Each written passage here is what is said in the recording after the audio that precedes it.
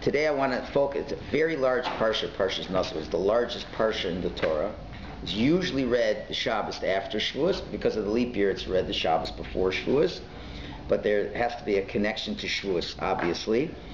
And basically, as Sefer Bamidbar has begun, last week there was the countings of the Jews and getting the arrangement of where they're marching and the direction that they're going to be, and the jobs of the Levites and how the Levites replaced the firstborns. Naso continues with more of the jobs of the Levites, and then we get to the major dedication ceremony of the Mishkan. Is discussed in great length. I'm sorry? You could be here. You could learn. By all means, please sit and learn. It's okay. There's nothing going to happen in the next hour, right? And the whole book, takes more of a nationalistic view of the Jewish people. Getting ready to march out and take on the world and do what has to happen. So with this in mind, it's very difficult. In general, there's two specific stories in Parshas Naso, two specific halachos that happen in Parshas Naso. One dealing with the woman who is a sota, the woman who we're not sure if she had an adulterous affair with a man, and how the Torah deals with it. And then the second is the law of the Nazir. If a person takes a vow to be a Nazir for 30 days. Now, these are all very nice halachos. The question is, why is it being put right here in Parshas Naso? That I think is an important thing to understand. And second, many of us say, that was good when we had a temple, but we don't have a temple nowadays, and everything we're learning has nothing to do with our current lives. We'll see that both the Nazir and the Sota, part of the processes involved was finishing off the period or the event, and it would happen in the temple with a Kohen, which don't have nowadays. So how do we relate to these types of stories, halachas, that really are not halacha l'maisa in our lives? And that's what we have to understand. So let me, and also, these two stories don't seem to have any connection. If you look at the first two sources, when it introduces the story of the Nazir, it says, a man or a woman who shall set himself apart by taking a Nazirite vow to set himself apart to Hashem, etc., etc., etc., those are the laws. Now, that comes right after the laws of the unfaithful wife. So Rashi notes that and says, why was the passage of the Nazir put adjacent to the passage of the Sota? To answer, to tell you that anyone who sees a Sota in her disgrace should take upon himself to abstain from wine, for wine leads to adultery.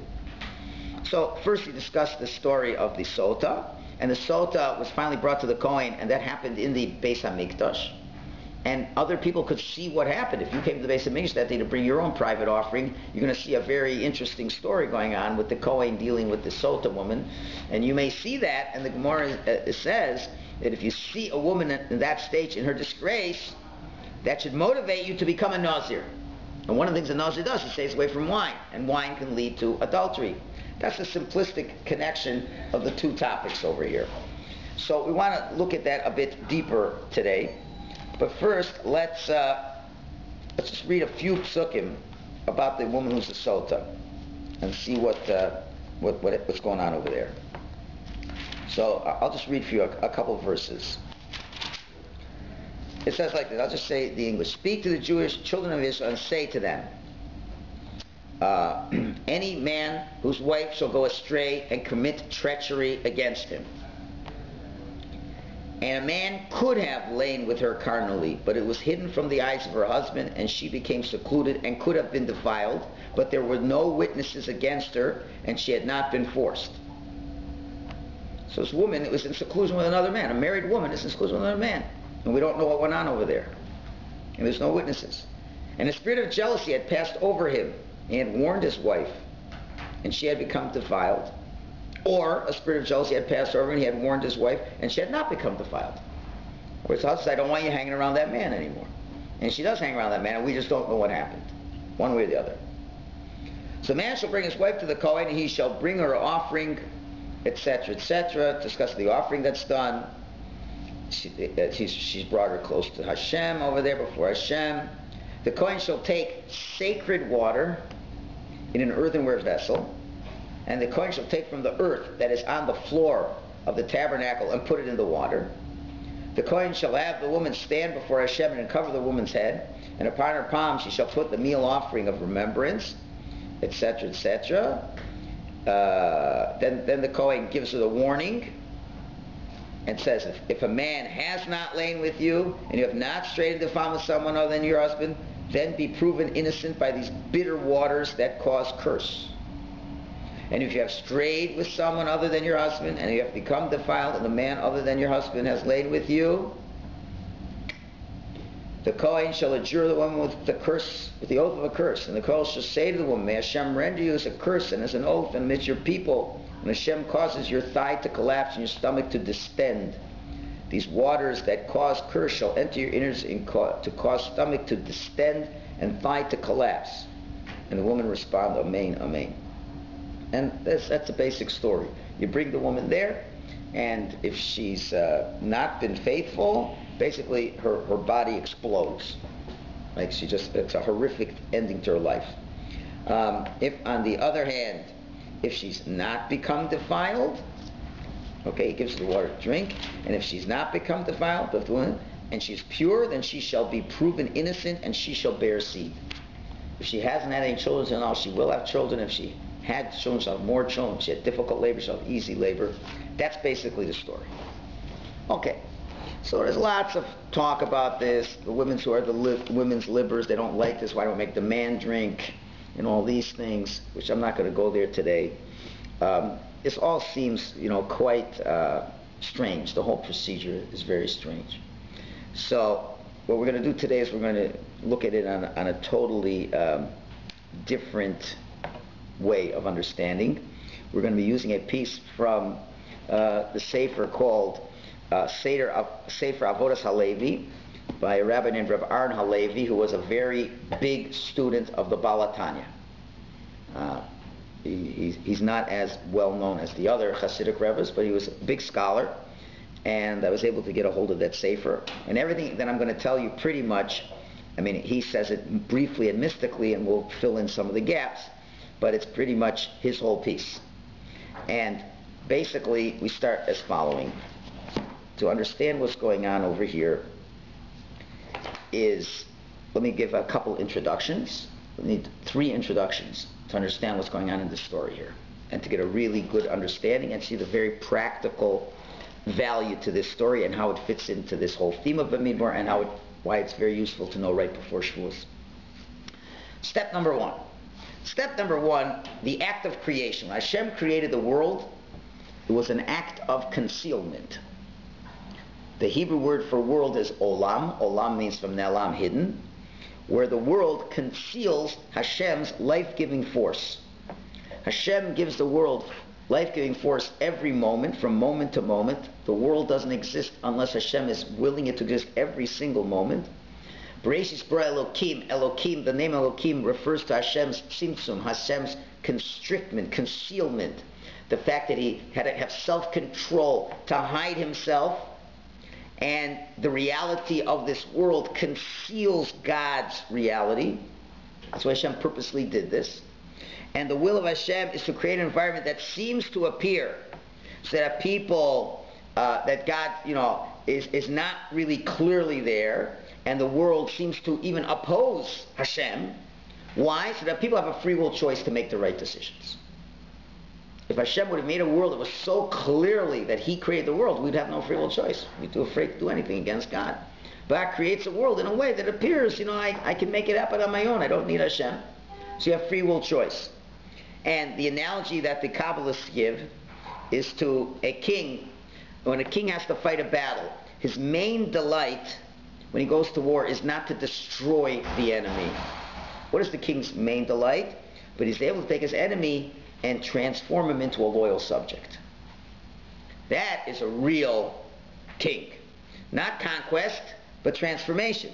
The glory of a king is greater When, for example, faraway provinces that aren't right under the nose of the king are still loyal to the king. Or if people who are opposing him are not loyal to the king. This is what we call winning over as opposed to defeating or decimating someone.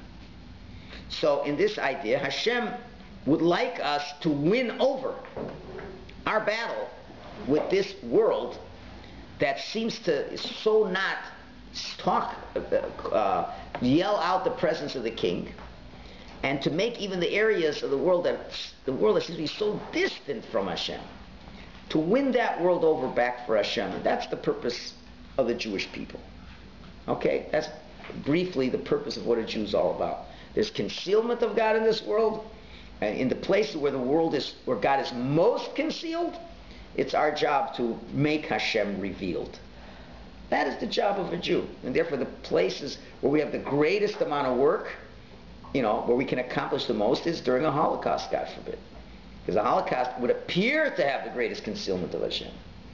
And then if a person can walk out of the Holocaust and say, I saw Hashem clearly, then that is the greatest Kiddush Hashem one can make. It doesn't have to have a Holocaust, we don't ask for one, but even just going, and every day you go out on the street, the world externally does not speak about Hashem, and we have to bring Hashem out. That's an amazing thing. That's the point of creation. That's point number one. That's what every Jew is all about. Point number two. There are two levels of this concealment, he says. Two levels of this concealment. Level number one, we'll call it the area of physical life that is permissible, which we like to call the neutral zone. Eating, drinking, sleeping, where there's a concealment of Hashem, but it's not an enemy of Hashem. It just conceals God's presence.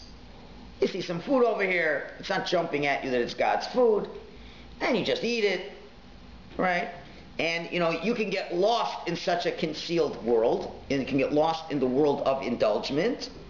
And if you perceive the physical world as a separate entity from Hashem, then it can be an obstruction between you and Hashem, and you can forget that everything comes from Hashem, and then eventually you can use all that to become an enemy of Hashem.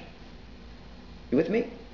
The regular neutral world. The fact that you eat and you drink and you sleep and you make a living and all the things that are very physically in this world, they don't shout out at Hashem. They seem to go on their own. And a person can get very indulged in this world and involved in this world and drown in this world. And you can readily forget that there is Hashem. And then, once you forget your Hashem, you could use this world even against Hashem. Which now leads us to the second level of concealment, which is dealing with what we call the sitra achra, the other side, which is total denial, rejection of Hashem, open rebellion against Hashem, doing blatant averos, eating treif, not keeping Shabbos, stealing from people, speaking lashon hara, all those things where now you are now an enemy of Hashem, not a neutral concealment of Hashem. In other words, you see people who go through their life and they go to a party and they eat and they have a good time and they laugh and sing and dance and all that, but they have nothing to do with Hashem. That's a concealment of Hashem, but not a rebellion against Hashem. But then you can get it, once you're in that world too long, then you can start doing things that God does not want you to do, which are anti-God things. Not doing what God says. That's already, we'll call it the enemy, and actively denying Hashem. Okay, that's the second preface. Now we come to number three. And now we're going to make the bridge to the parsha here. The Zohar, which always gets to the core of everything that's going on in the Torah. So he relates to the opening words over here. It says, any man whose wife will grow astray. Now this is how you have to learn the parsha. Now of course there's the simple meaning, but now we're going to take it on a much deeper level. It really means any man. Who's the any man? This is Hashem.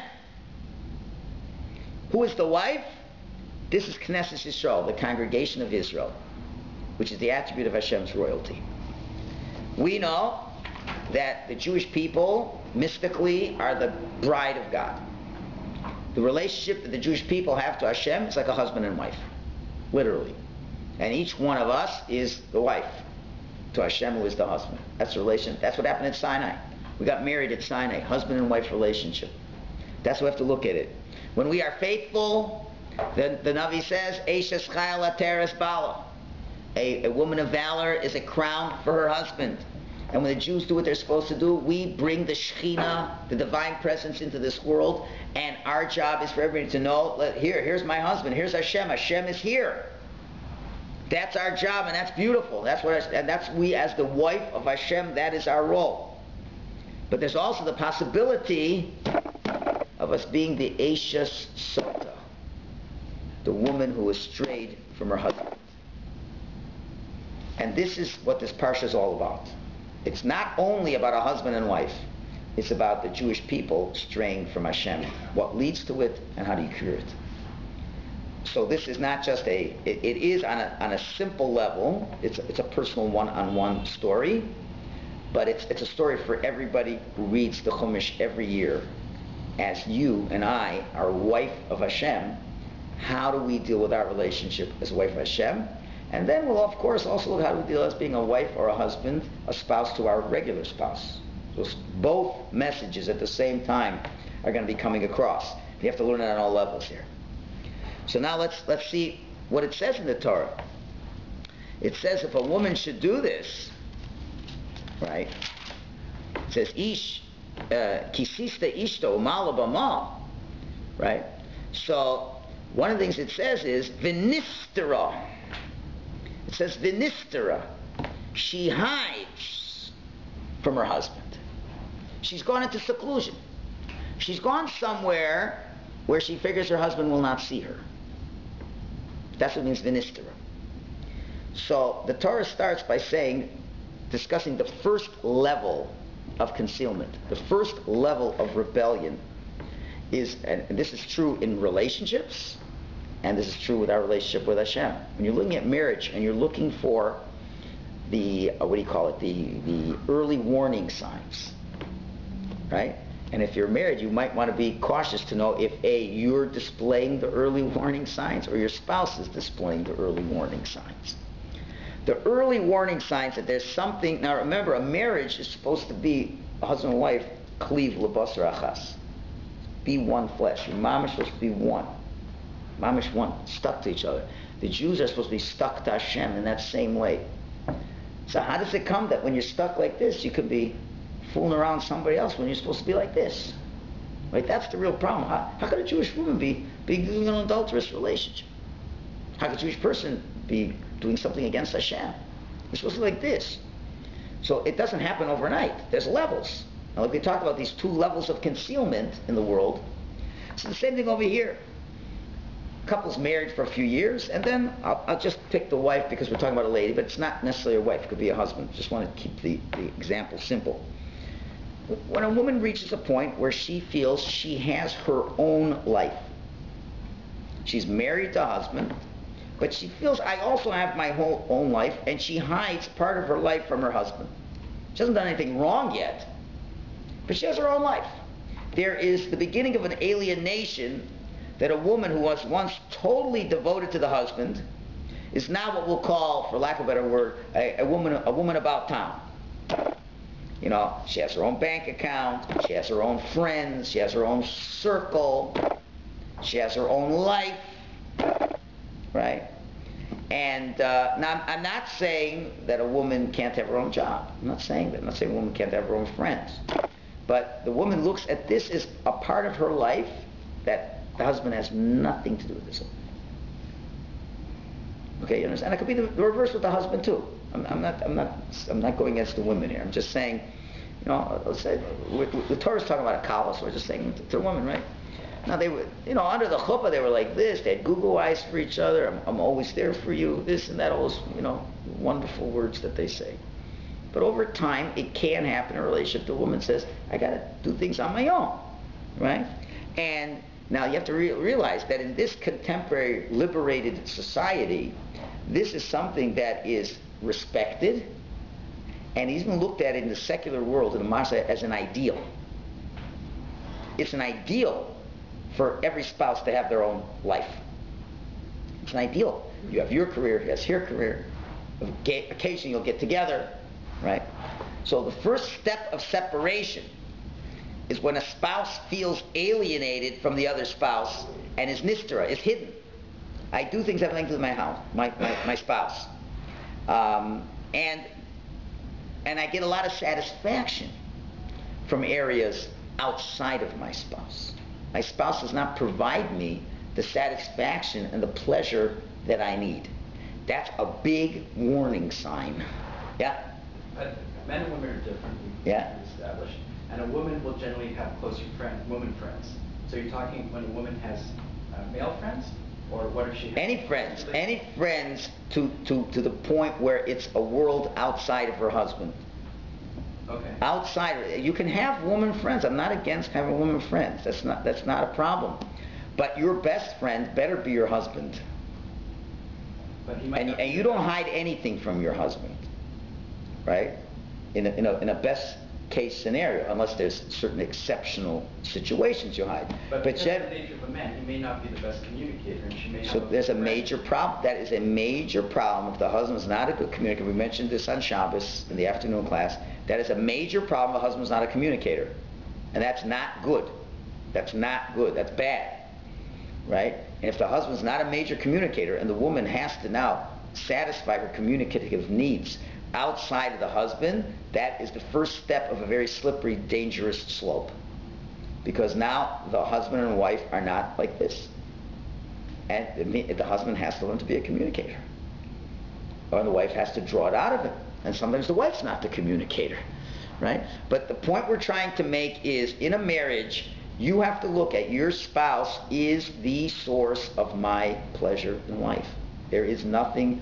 The starting point is me and my spouse together. We don't do anything without the consulting and considering the other. I don't make a step without considering, and within reason, of course. You don't have to ask the husband, what should I buy in the store? But you just don't. No unilateral decisions are made, and you look for your nachas ruach. You look for your satisfaction to come from your spouse.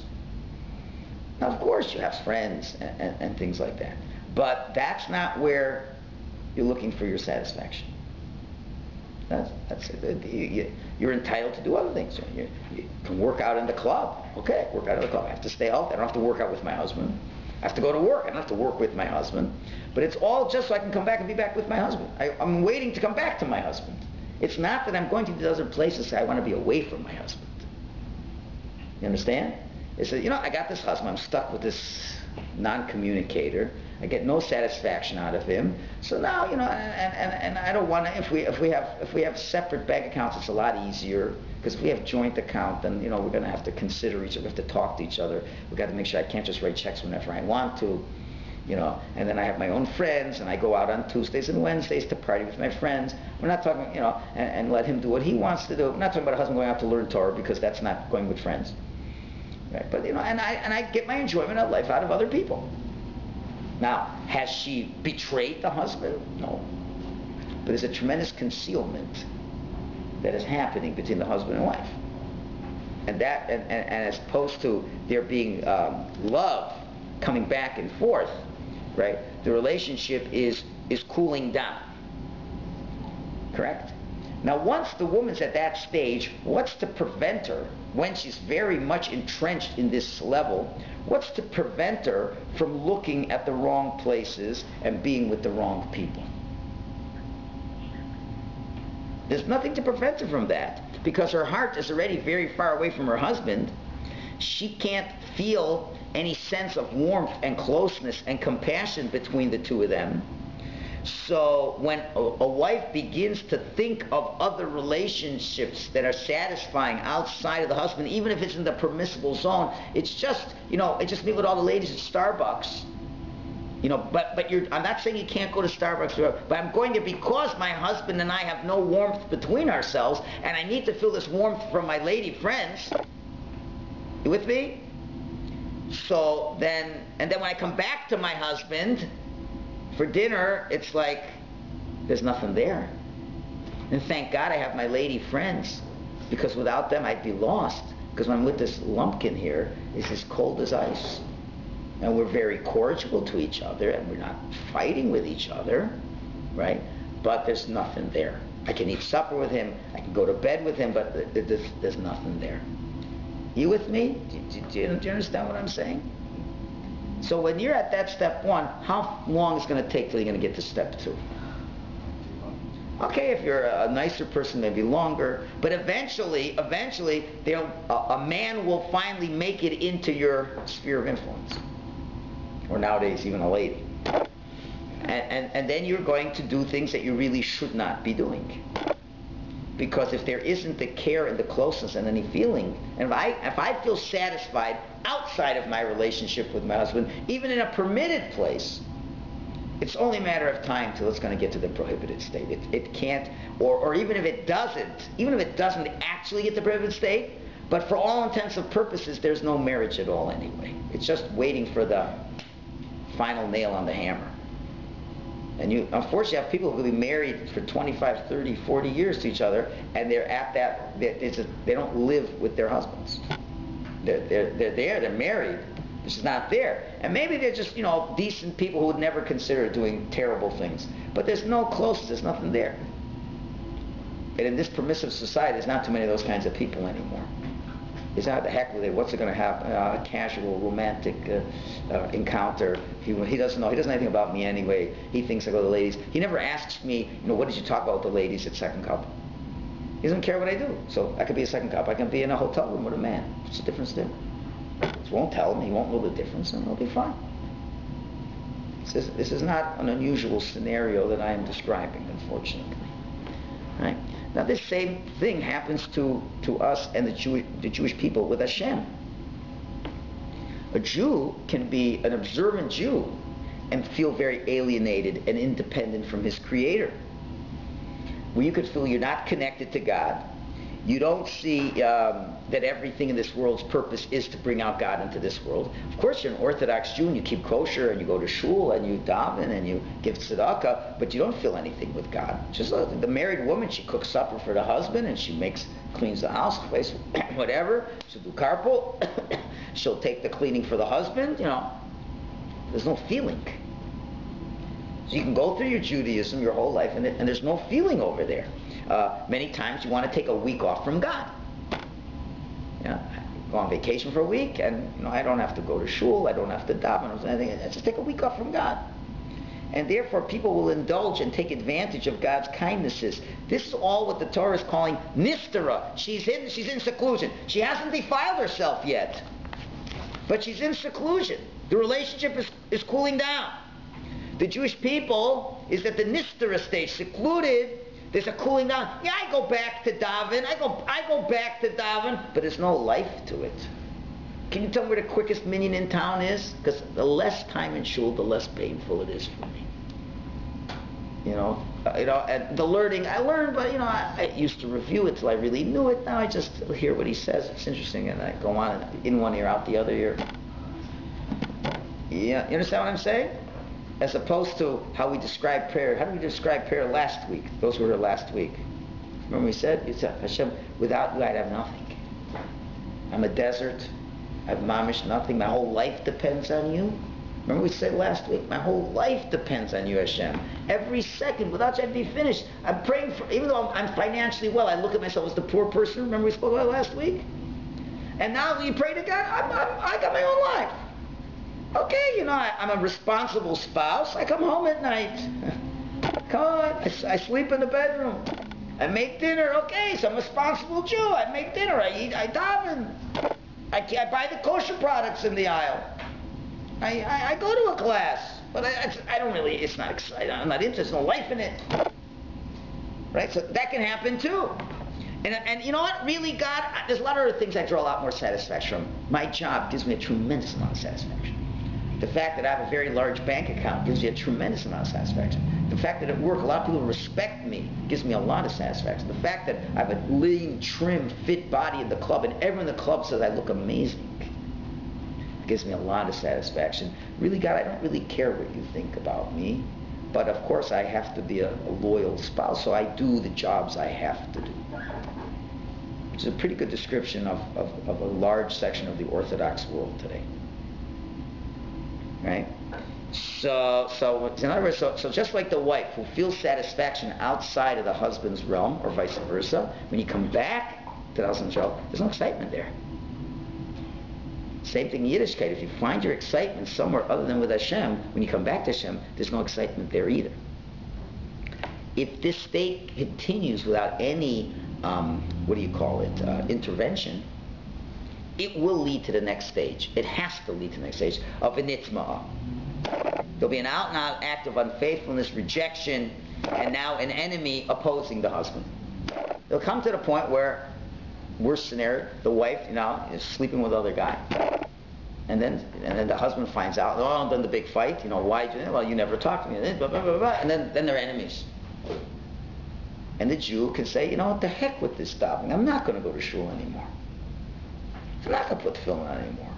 And when I'm in Las Vegas, I don't have to be so careful about kosher. Nobody's watching me anyway. And that happens too. Right? So that's the two-step process. Okay? Is this like practical? Is this practical? Right? You're doing a vera against God, but you're not sleeping with another person, with God. It's the same thing. What does the Gemara say when the Jews sinned with the golden calf? What's the analogy that the Talmud gives? When the Jews slept with the golden calf, it was like the bride sleeping with another man under the marriage canopy. Right? You're violating, that's a violation. When you do an Avera, there's a violation of the relationship. Hashem's saying, don't do this. This is the line you cannot step over. And the person stepped over the line. What's the line? Keeping Torah is the line. I know, but how many of us keep Torah to that degree? We're all... Well, how many of us are let's put it, how many of us are willfully going over the line? Listen, it's not just sleeping with other women. There's many other things that destroy marriages. Maybe we'll get divorced for other reasons. What are the typical mental cruelty? I think is one they call. What if you're just abusive? You come home. Okay, the lady doesn't sleep with another man. You can understand. She goes to the husband and yells and screams at him all day long. How come you can't make enough money? What's the matter? You're a schlepper? You're nothing? You're a terrible father. You're not a good parent. You're a terrible lover. All these things. You don't scream. You don't scream all day long. Why didn't you buy this? Why'd you buy that? Okay, you can get divorced for that too. Plenty. More than that. That's all part of being not faithful. But the extreme is this. So most extreme, if you worship idols, to be the most extreme. But doing Averis is also terrible. Okay. So now the question is, okay, so now we see what's going on over this. Two steps. Vinistera, she's hidden, and then Vinitma, she can be defiled. So now the real question is, so how could this ever happen? How could this ever happen? I don't understand. You got married, you said you loved her. And you really did love each other. So what happened? One day you love each other, the next day you're cooled down, and the next day you're sleeping with somebody else. It doesn't just happen that way. What was this? You were a nice Jewish boy or girl, you went to school, you liked doing this since you were a kid, we hope, right? And then something happened along the way, you cooled down, and you're not doing anything. What's going on?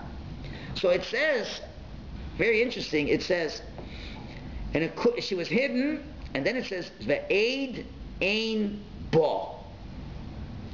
There is no witness Bo in her, about her. It's interesting why it only says her, and it doesn't say about the guy she was sleeping with. But anyway, I guess she's the subject at hand. But look at how the Avodas Halevi explains this. This is one of the few citations I had time to translate. Look what he says over. What does it mean there is no witness? So he says there is no witness. A witness, mystically, a witness is the aspect of da'as. Da'as. Da'as is, we'll call it awareness. Thought awareness. And what's the connection between edus, testimony, and da'as? Listen to the words. Edus. Yeah, use the board here. So we're going out of the camera's focus. I don't know if it's going to be on the camera. You have the word edus. Beautiful.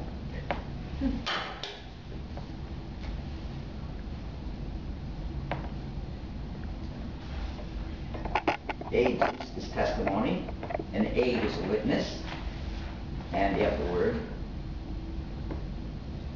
das. is understanding. The same letters, Dalet, Ayin, Saf. Right? They share the same common denominator, Edus and Das. So, what we're saying is, Eid Ein Ba, there's no witness, means to say there's no Das. And he continues, he says, what's the connection? Just like a witness verifies something that was previously unknown to the court. What do you need a witness for? Because the judges don't know what's going on. The information is hidden from them. How can they make a decision? The witness uncovers the evidence, the information. So what does a witness do essentially? Takes something that is covered, unknown, and makes it known. Okay? So too Das is able to recognize that which cannot be achieved through regular intelligence. You understand? You know, just like a witness, his job is to identify a hidden reality. Das, the difference between Chokhmah, Bina, and Das. Chokhmah is this information out there. Bina says, well, based on that information, I can make the following understanding of what's going on. But then there's the ability to see the hidden reality behind all that. And that's the Das.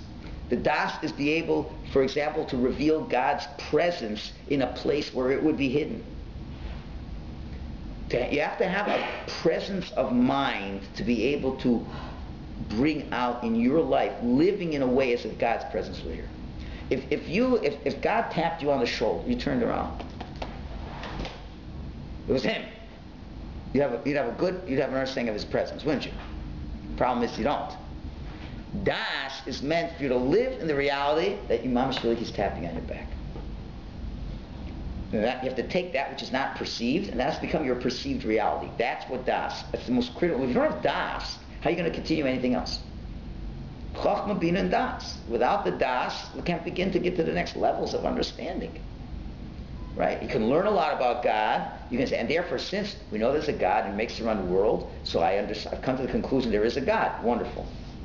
Okay, do you live in that reality? Well, it's not really a perceived reality. It's like, I know God's over here, back in my mind, He's over there. But He's not over here. Das means you come to the point where that which is hidden becomes revealed.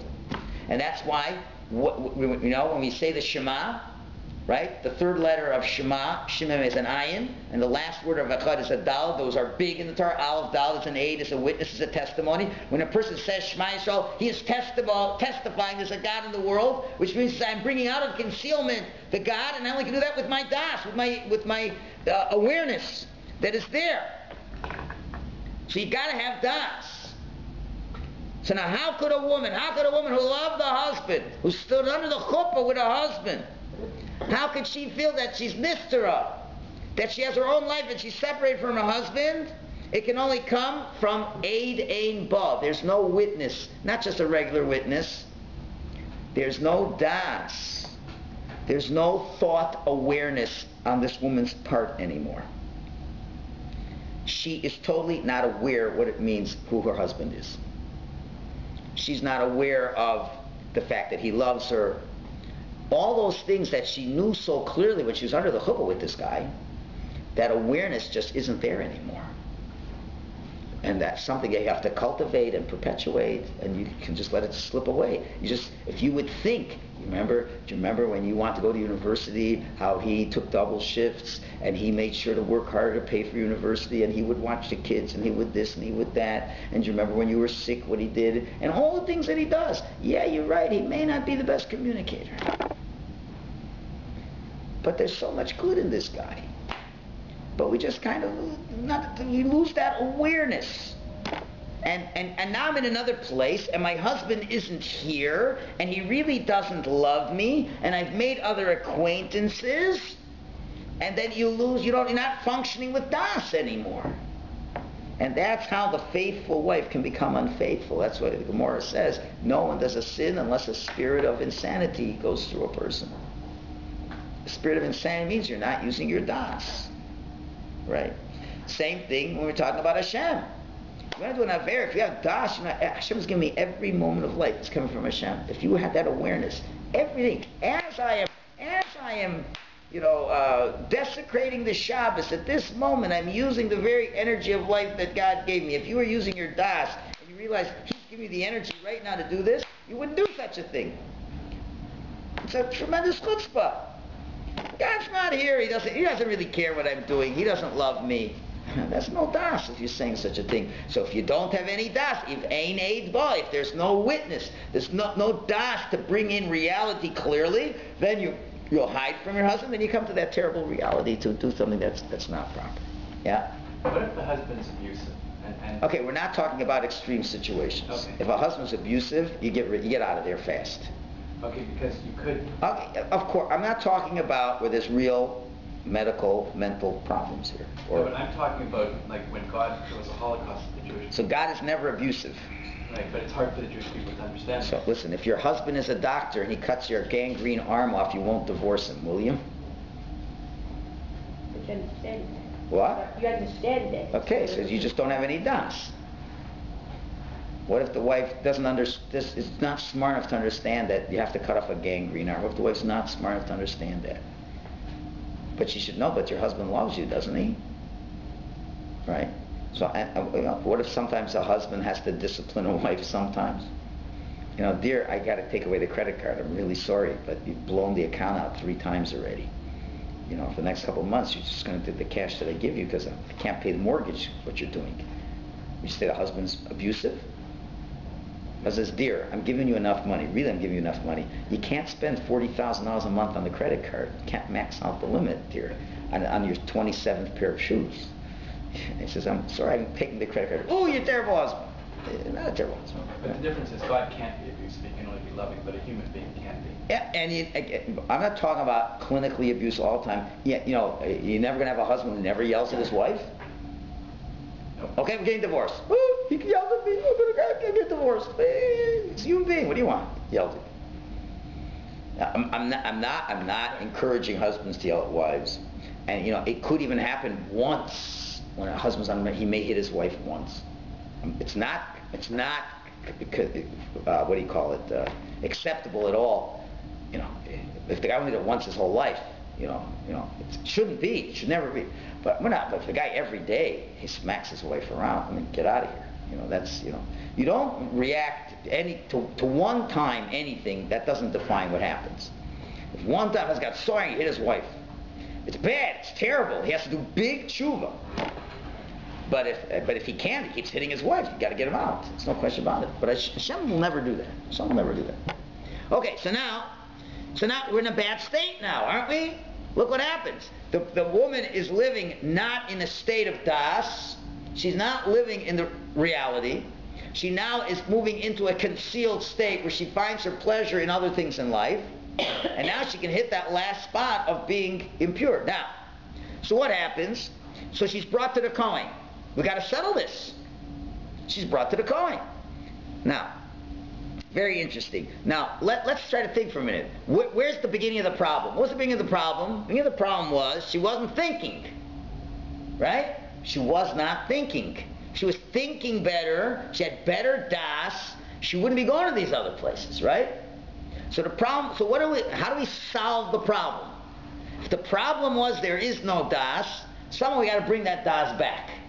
Right? Isn't that the solution to the problem? How are you going to repair a marriage? You can't be with your friends anymore. No. She has to have the das to know so she has a loving husband.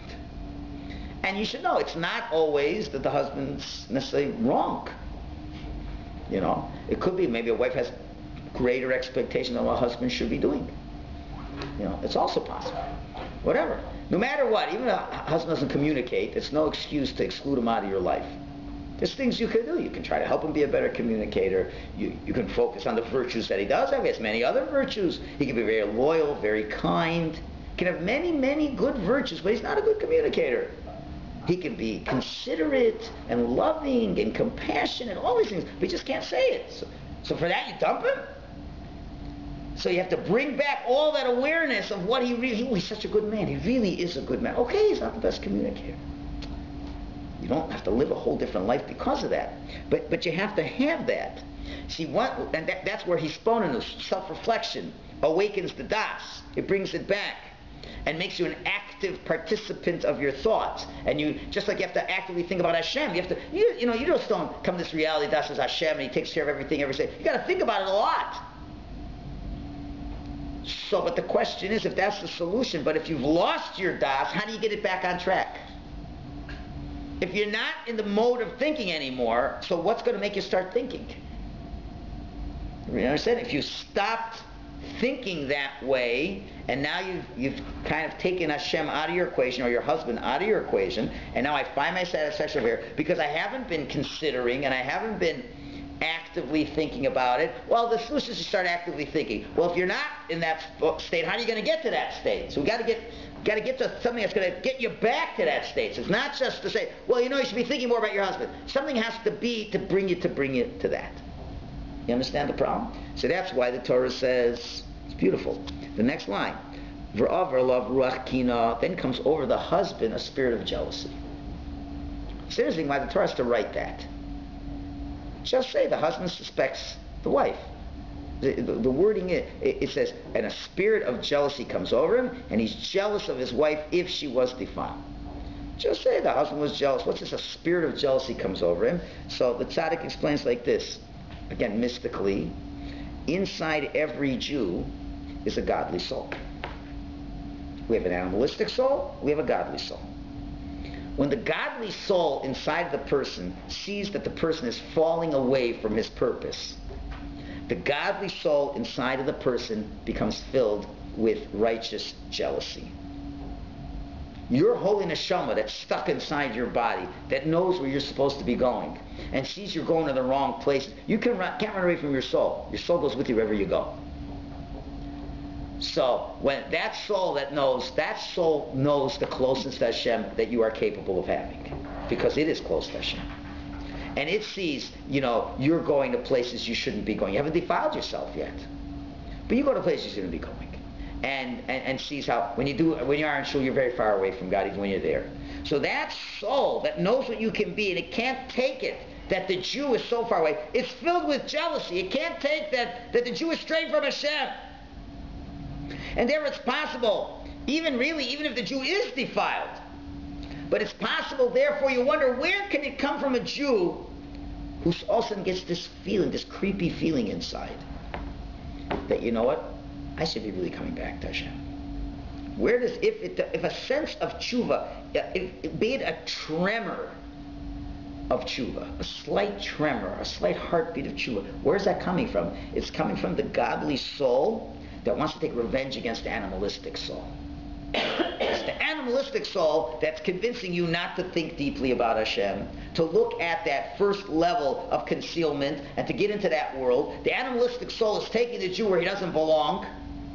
The godly soul inside of you knows where you should be, and the godly soul is like the husband, it's like the representative of Hashem, it's like a husband, is jealous. So there's a slight tremor coming to you from the past, and you're starting to feel a little bit uncomfortable.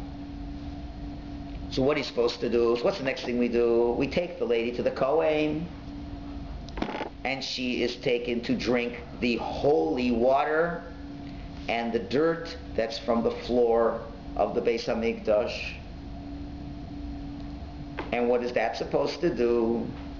So what is the symbolism of dirt and water? What do they both have in common? Dirt is on the bottom, is on the floor, you step on it. Water goes from a high place and goes down. There's symbolic, what Chassidus calls a concept of bitul. Bitul means annihilation of self. Not to kill yourself, but annihilation of the sense of self. A distant relative of that would be the word humility. Humility, right? Everything returns to the earth, water goes down. The beginning of a return happens with shiflus, when the person begins to be a little humble and says, what's wrong with me? How could I be doing these kinds of things? It's a feeling of annihilation to arouse true regret inside the person. That's the next step that has to happen. She has to drink in that water. You have to consume bitul, humility. In which when you find yourself in the wrong place, and then you get a little tremor, the soul is saying, help, we're in trouble. And you're getting that little feeling, this is not really right. then the animal soul jumps right away. No, keep eating, keep eating, keep eating. Don't think about that. That's what the Piaseczner Rebbe says. When you get that little feeling, it's like the neshama going to do something. So if that's a little sound, you want to drown it out with as much noise as possible. So what do? You go eat more food or turn on the radio. Just drown out that noise. But if you want to succeed, that little tremor's talking. It's time to drink in that water from the sand. You need to say, you got to make yourself low. You got to say to yourself, how could I do such a thing? How could I do such? How can I even think to go out with that man? That guy made a pass at me, and I said, well, think about it. How could I even think about that? That's a little tremor. I say, what kind of person am I? My husband's a good man. And then you start getting the awareness. You see? That's when the awareness. You say, the tremor comes, then you have to make yourself bittul and say, how could I do such a thing? And what do you mean? What do you mean how can you say? I'll tell you why I can't do something. Because he's really a good man. And then you go through all the good things he does. If you keep that front in your mind, how could I think of doing something that would hurt him like this? That's the steps that are there. The same thing with a Jew. When you find yourself in the places you shouldn't be, you haven't yet sinned, but you're in the places you should not be. A little tremor comes and says, how can I be there? How can I do this? I feel terrible. I've done this. Right? And that will be the step that will bring you back to that awareness of Hashem. But, says the tzaddik, you have to be very careful with this kind of bittul. It's interesting, it says you have to take the sand, not just any old sand. Why can't I take sand from the parking lot over here? It must be sand from the floor of the Mishkan. It's got to be a bittul, a nullification, that's a holy nullification, and not an unholy nullification. Because when a person begins to nullify himself, it can go in one of two ways. One is a healthy way, and one is a very unhealthy way. If you could say to yourself, how could I do such a thing? I'm such a schmo. I'm such a worthless, nothing piece of trash. That's how I could do it. Oh, trash does trashy things. You can nullify yourself and say you're a piece of dirt. And since I'm a piece of dirt, I'm a tramp. That's how I can do it, because I'm a tramp. And a tramp does these things. Because I'm a gornish, I'm mamish, a lousy person. There's a fine line between that and a healthy, we call the shiflus shel sheker, a nullification that's false. It's a disgusting way of looking. By saying, who am I to think that my husband would ever want to have me back again? I'm so disgusting, my husband would never want me anyway. And then you just, act, you believe you're a tramp and you act like a tramp. Or the same with a Jew. A Jew could say, I've done so many disgusting things, God would never want me back. I've eaten treif so many times, I've done so many chil Hashems, this and that. No, even God wouldn't want me back. I'm that bad. I admit I'm so terrible. That's an unhealthy. True bittul has to come from the floor of the Beis Hamikdash. A holy regret. A sense of regret and remorse that will get you to do tshuva to become better, not a false humility that takes you further away. You say to yourself, Hashem is so good to me. And He always was going to be good to me. How could I have done such a thing? If I would just be better, I'd be worthy of the goodness that He does to me. Or a wife could say, how could I dare think of doing this thing? I have such a good husband. He's always done these things for me. He's not perfect, but by and large, he's a good man. And he's going to continue these things. So I have to be better to deserve that. So that's what it says. She drinks the water. It says, Uba hamayim hama'orim, then the very bitter water comes in. This is the sense of bitterness from being so unfaithful or straying. So then the Torah says, Im lo nitma, if she hadn't totally defiled herself. There's two steps. We don't know. Have you totally defiled herself? See if she has not yet totally defiled herself. If the woman, yes, she's going to a lot of parties, a lot of social parties, but she hasn't yet picked up a man yet. But she's very comfortable with this life outside of her husband. And now these bitter waters come in. That little tremor came in. And she feels bittul. She feels this regret. And if she has not defiled herself, do you know what's going to happen? It says, V'nizra zera, she'll be able to have children. I mean to say, you will not only be able to return to Hashem, but you'll even get closer to Hashem than you were before. Before you couldn't have children. Now you can have children. The person who was far away from God because they weren't considering God, but when you're at that low point and you're almost ready to do a terrible sin, but you have not yet done that terrible sin, and that tremor brings out that sense of bittul, and that bittul gets you to start thinking, and now you're really using your das, maybe for the first time in your life. And you really recognize how good Hashem is, so now you're coming back, all the way back to Hashem, and now you couldn't have children, now you couldn't have children. Right? And now you come back to a state, and that's what we're talking about winning over. You've taken that first realm of concealment, and now you brought it back to Hashem. And that's a beautiful way. That's the place the Baal Tshuva stands. That's the most beautiful thing. But if the person has not achieved this sense of bittul, and the person has not brought that das, and you've become defiled, then there's only, and you've rejected the tremors that you rejected them, and you don't use your das, and you became defiled, then Torah says she dies horribly. Meaning, if you refuse to humble yourself the way that I gave you first a chance to, there's many painful ways for God to humble you. Many painful ways for God to humble you. And I don't have to elaborate on that. When your health goes, your arrogance goes pretty quick. Or it can lose all your money. A lot of things. Your stomach doesn't have to burst. But maybe your life can burst. And people who are used to a nice lifestyle, they lose it overnight. They'd rather die. So that's the other way it can come back, unfortunately. Basically, let me just leave you with a story. Always good to say a story, right? I said it once before. I don't know if you heard it. The story was with the first Belzer Rebbe, the Sar Shalom of Belz, Shalom Belzer. We don't know a lot about Hasidic Rebbitzins, and that's a good thing because they were so modest and humble. You don't know a lot about their incredible tzidkis that they have. Rare Jewish women, for whatever reason, were able to find a little bit about themselves. So it was well known that the Sar Shalom Belz and his Rebbitzin Malka mamish loved each other. It was mamish, they say, it was like Adam and Eve in Gan Eden before the sin. Mamish was like unbelievable love. Respect. I mean, I don't get all these visions of, Hollywood here. I mean, incredible respect, and, that kind. So, and unfortunately, the Rebbitzin predeceased him. And he lived on many, many years afterwards. And it was terrible. When she died, it was a terrible blow to him. Terrible blow. I mean, it was very hard for him to recover. Many, many years later, the Gabbai sees the Rebbe in his room alone. He's crying. And he could tell it was for the Rebbitzin. He could tell. So he says, Rebbe, the Rebbitzin died many, many years ago, Rebbe. Why are you still crying? I mean, you love her, but it's many years. So it's not that. It's just, today I was having a little talk with Hashem. I was talking to Hashem. I said, Hashem, Jewish people have been in Golus for such a long time, been in exile for such a long time. Hashem, why can't you bring the Mashiach already? Please, why can't you bring the Mashiach? The Jewish people are like dead. We need a revival. We need a tchiyas.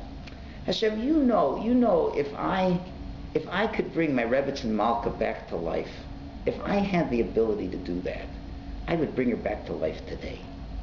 But I don't have the ability, so I can't bring her back to life. But Hashem, you have the ability to bring the Jewish people back to life, as it were. You can bring them back to life and do a tchiyas hamezon and bring the Mashiach. Hashem, why don't you do that? So Hashem answered me. He says, Rebbe, if me and the Jewish people got along as well as you and the Rebbitzin Malka did, you could be sure I would have done it already. And that's why I'm crying. That's why I'm crying. So the fact is we have to, the real challenge is that many, many people in Klal Yisrael who are living quote-unquote Orthodox lives are very nistera from Hashem, very hidden from Hashem, and because they're not using their das. You're not using your das, you can live your whole life hidden from Hashem, and that's not good, and Chas v'shalom, you can do things that are much worse. So we have to remember, Hashem still cares. He does send us from time to time some of these feelings. This is really not what I should be doing. And then you have to nullify it. You have to drink the water yourself. Give yourself the water. Nullify yourself. Say, how could I do this? I have to come back. I have to use my das, and then you can come back to the greatest levels, greater than you ever were before in your life. You'll be able to have children. Children means masim tovim. You know, Ela told us Noach. Noach ish tzadikay. Who are your real children? Your good deeds. You could do so many more good, real deeds. Deeds that you're bringing Hashem into the mitzvah with you. When you're doing davening, you get down with Hashem now. You learn with Hashem. You can do that. Just have to nullify yourself and think. Bring the das back. And chas v'shalom not. That becomes a major problem. So you come to the holiday of Shavuos. What's the beauty of Shavuos? Is to have that deep relationship. So if we're getting married to Hashem, there has to be, usually it's the parsha after. This is parsha before, but you see why it's the parsha after. We just got the Torah. What do we have to do to make sure that the spouse, Jewish people, do not become totally unfaithful to Hashem? We have to build in a system to stay faithful to Hashem, to keep using our das. Okay, have a good day, and one day we'll come back to the Nazir.